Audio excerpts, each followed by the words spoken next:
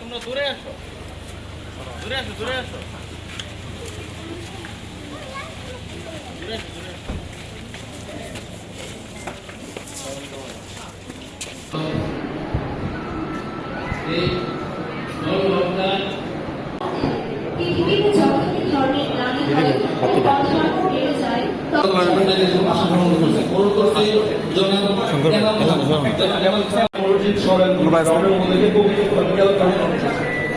শহীদ পরিবারের সদস্য জনাব মোহাম্মদ রমজান আলী,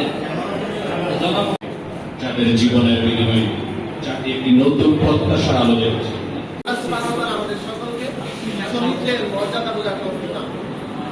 আমাদের পরিবর্তনের জন্য, মূল্যবোধের পরিবর্তনের জন্য সংগঠিত হয়।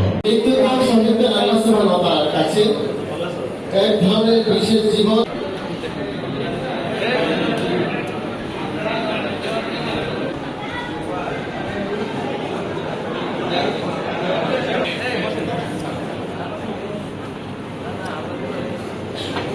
বিএনপিকে তো মানতে হবে, মানুষ আমাকে ভোট দিয়ে এমপি বানিয়েছে।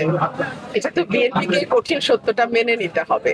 মানুষের ভোটের অধিকারে যদি দল বিশ্বাস করে, মানুষের পছন্দের প্রতি যদি আস্থা রাখতে হয় এবং আমরা যে গণতন্ত্রের কথা বলছি সেটা যদি মানতে হয়, তাহলে আপনি যে প্রশ্ন করছেন যে আজকে একটি দল এই অনুষ্ঠান বর্জন করেছে, তাদেরকে তো আমার বলতে হবে যে তাহলে তো আপনারা গণতন্ত্রে বিশ্বাস করেন না, মানুষের রায়ের প্রতি আপনারা শ্রদ্ধাশীল নন।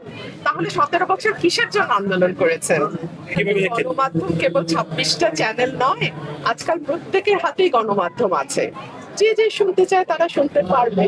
এভাবে তো আসলে কারো বক্তব্য প্রচার বন্ধ রাখা যায় না। আমরা শেখ হাসিনার আমলে দেখেছি যে জনাব তারেক রহমানের বক্তব্য প্রচার নিষিদ্ধ ছিল এবং সেটা কোর্টের আদেশ দিয়ে নিষিদ্ধ ছিল।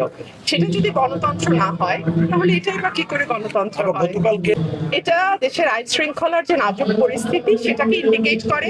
দলগুলোর যে তাদের সংগঠনের উপরে কোনো রকম কোনো কন্ট্রোল নাই সেটা ইঙ্গিত করে। এবং দিন শেষে আবারও যে আমরা পুরনো রাজনীতিতেই ফিরে যাচ্ছি বা ফিরে গেছি সেটা ইঙ্গিত করে। আগে উনি বক্তব্য দেন, বোঝা যাবে কি প্রভাব পড়ছে।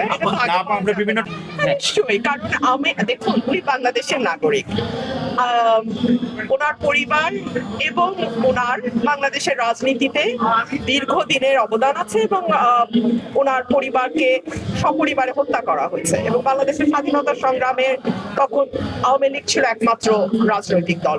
সকল কিছুর বিবেচনায় ওনার বয়সও হয়েছে। বাংলাদেশে যদি উনি ফিরে না আসেন, ওনার দলের অবস্থা কি দাঁড়াবে বা ওনার এতদিনের যে রাজনৈতিক ইতিহাস সেটারই বা কি দাঁড়াবে, এই সকল কিছু বিবেচনা আমার কমন সেন্স বলেনি ফিরে আসবে।